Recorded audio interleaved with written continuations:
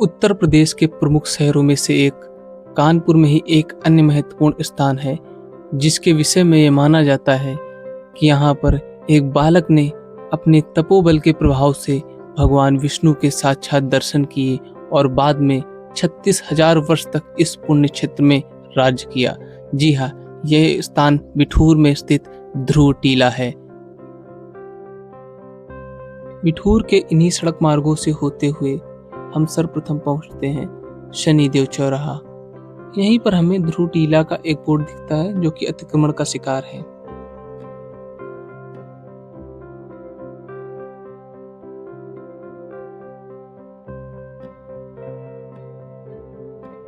इसी चौराहा से हम चल पड़ते हैं उन्नाव जिला मार्ग की ओर। रास्ते में ही हमें सोहम धाम आश्रम भी देखने को मिलता है।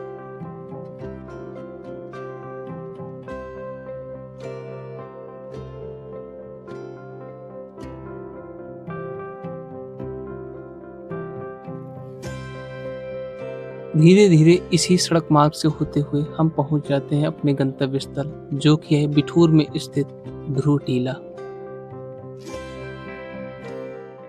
बिठूर के एक महत्वपूर्ण स्थान ध्रुव टीला में, और ये वही स्थान है जहाँ पर ध्रुव जी ने तपस्या की थी। और मैं आपको बता दूं कि आपने कभी न कभी ध्रुव तारा का नाम जरूर सुना होगा। ध्रुव तारा या पोल स्टार के नाम से भी जाना जाता है, जो कि उत्तर दिशा का ज्ञान कराता है। यहाँ की अद्भुत शांति आपको एक आध्यात्मिक वातावरण प्रदान करती है। आज भी मराठा काल में बने उन मंदिरों के अवशेष हमें यहाँ पर वास्तविक रूप में दिखाई पड़ते हैं। तो दोस्तों, मेरे पीछे आप देख सकते हैं कि वही स्थान है जहाँ ध्रुव जी का मंदिर बना हुआ है, और ऐसा माना जाता है कि यहीं पर ध्रुव जी ने तपस्या की। मैं आपको ध्रुव जी के विषय में बता दूं कि महाराजा मनु के 2 पुत्र हुए, प्रियव्रत और उत्तानपाद।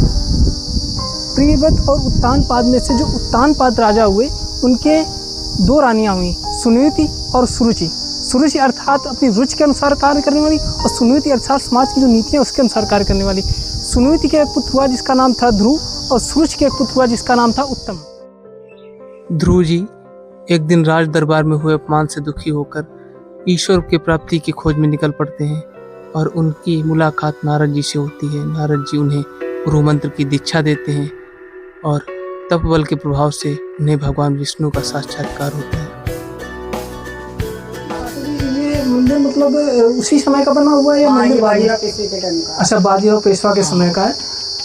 तो ये अखंड दीपक उसी समय जल रहा है। आप देख सकते हैं कि सामने ध्रुव जी की मूर्ति बनी हुई है, और सामने ये जो दीपक जल रहा है, अखंड दीपक, ये पेशवा बाजीराव के समय से चला आ रहा है। और नीचे दत्तात्रेय भगवान की चरण पादुकाएं भी रखी हुई हैं, जैसा कि आशा जी ने भी बताया। ये मंदिर काफ़ी प्राचीन है, तो आप जब कभी भी आते हैं तो यहाँ पर आकर के आप विजिट कर सकते हैं, घूम सकते हैं। और आशा जी ने यहाँ पर हमारा बहुत सहयोग किया, उसके लिए बहुत बहुत धन्यवाद इनका। यहाँ पर भी आपको चारों तरफ आध्यात्मिक वातावरण और अद्भुत शांति मिलती है। इसके पश्चात हम इसी प्रांगण में स्थित संजीवन समाधि मंदिर पहुंच जाते हैं। संजीवन समाधि मंदिर में ही सद्गुरु श्री पुरुषोत्तम दास दीक्षित जेरे महाराज जी की समाधि भी देखने को मिल जाती है। ये महाराष्ट्र के एक प्रसिद्ध संत थे, और वर्तमान में इनकी यहाँ समाधि बनी हुई है।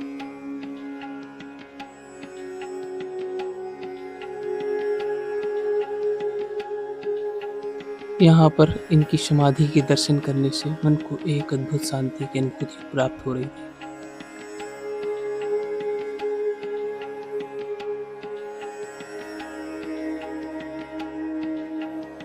दोस्तों, जब भी आप कहीं जाएं ऐसे धार्मिक स्थान या ऐतिहासिक स्थान, तो इन चीज़ों का ख्याल रखें, क्योंकि अगर हम लोग ही ऐसा करेंगे तो समस्या होंगी। आप देख सकते हैं मेरे पीछे ये सब जो है गंदगी पड़ी हुई है। यहाँ पर ये अब शराब की बोतलें पड़ी हुई हैं, तो ये चीज़ें अच्छा नहीं लगता। जब आप कभी किसी धार्मिक स्थान पर जाते हैं तो ऐसी ये गंदगी देखने को मिले।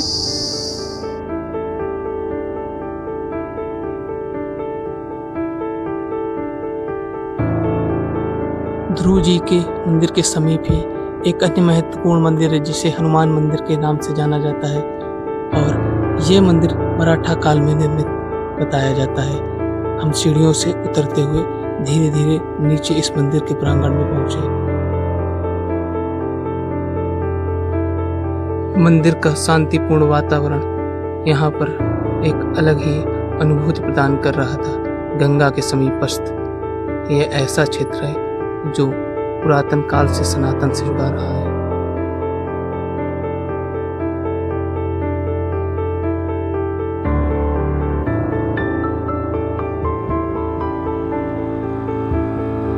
यह मंदिर भी गंगा जी के खड़े किनारों पर बना हुआ है और यहीं नीचे गंगा जी कलकल प्रवाहित हो रही हैं।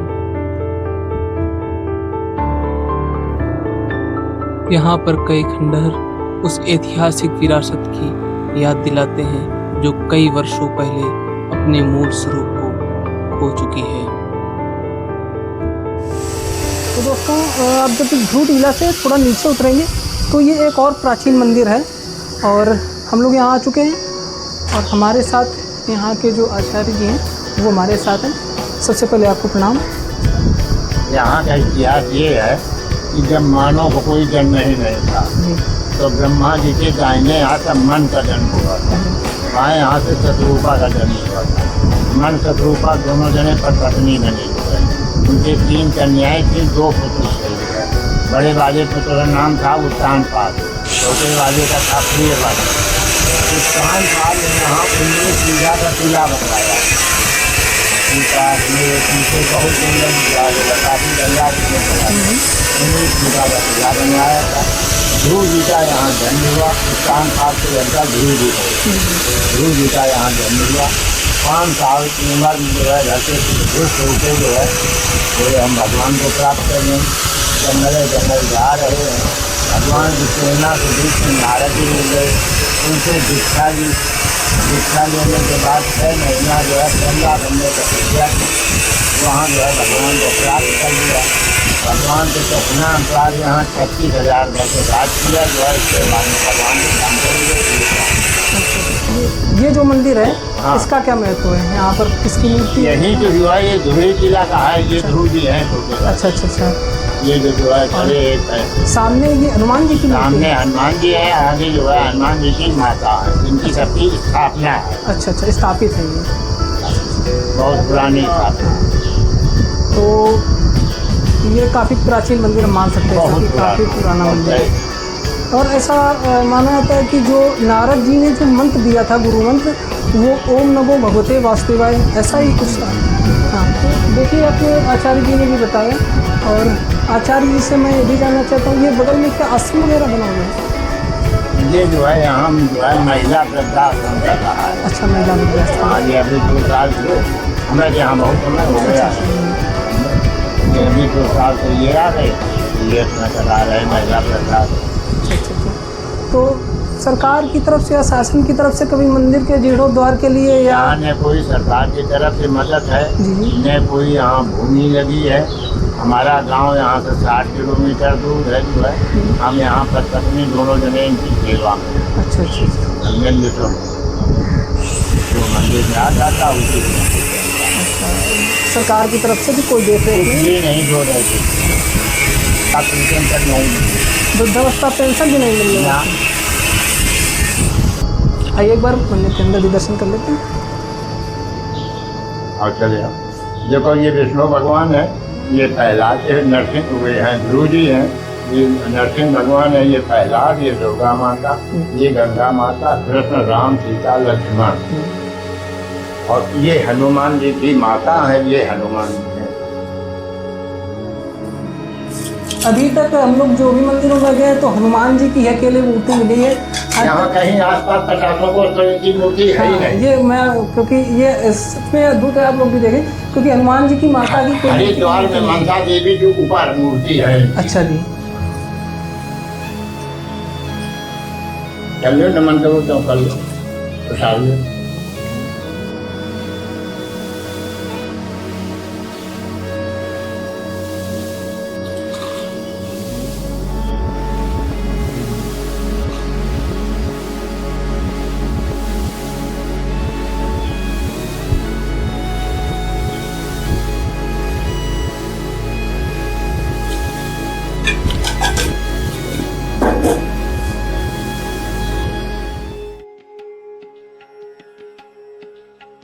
यह एकमात्र मंदिर है इस क्षेत्र में जहां हनुमान जी के साथ साथ उनकी माता अंजनी भी विराजमान है।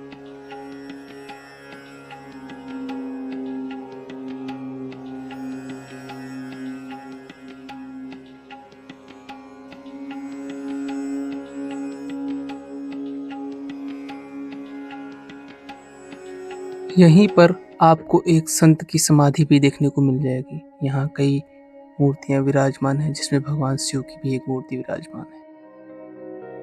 इसके पश्चात हम चल पड़ते हैं उस ऐतिहासिक स्थान की ओर। धीरे धीरे हम उस ऐतिहासिक स्थान की ओर आगे बढ़ रहे थे और यहाँ हमें कुछ ऐसा देखने को मिला जो किसी भी आधिकारिक दस्तावेज में दर्ज नहीं है। ऐसा माना जाता है कि ये वही स्थान है जहाँ पर महाराज ध्रुव का किला बना हुआ था और ये लगभग 19 बीघा के क्षेत्रफल में विस्तृत था। ध्रुव जी का ये क्षेत्र काफ़ी विस्तृत था और आप ये जो पुराने ईंटें देख रहे हैं, ये ईंटें ऐसा माना जाता है कि ऐसा आप समझ भी सकते हैं, क्योंकि जो आर्कियोलॉजी के स्टूडेंट होंगे वो मान सकते हैं ऐसा कि ये किसी न किसी ऐसे अवशेष रहे होंगे स्थान के जहाँ पर कोई ना कोई पहले इमारत रही होगी या कोई किला रहा होगा, ऐसा मान सकते हैं। और ये वही स्थान है जहाँ पर ध्रुव जी ने तपस्या की थी। अब एक इंटरेस्टिंग बात मैं आपको बताऊं तो आप लोग भी थोड़ा परेशान होंगे। आप यहाँ पर जब देखेंगे तो एक ही मज़ार बनी हुई है, हजरत बाबा पीर पहलवान शाह का मज़ार। चाहूँगा कि आके आप भी दिखा दें आकर के। और ये देखिए, ये एक मज़ार बनी हुई है, मैं आपको दिखा दूँ। ये देखिए, ये एक मज़ार बनी हुई है यहाँ पर, ठीक। और ये गंगा जी के बिल्कुल किनारे बनी हुई है।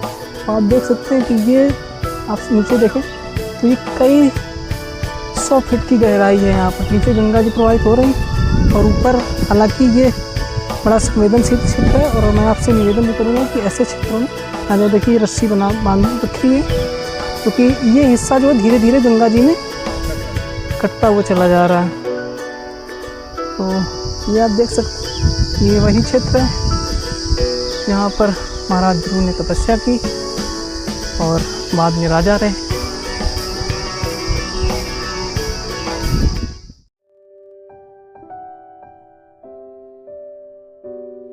कानपुर के इतिहास पर लिखी गई कई प्रमाणिक पुस्तकों एवं कानपुर गैजेट में यहाँ पर स्थित मजार का कोई भी वर्णन नहीं मिलता है, जबकि इन मंदिरों का उल्लेख अवश्य मिलता है।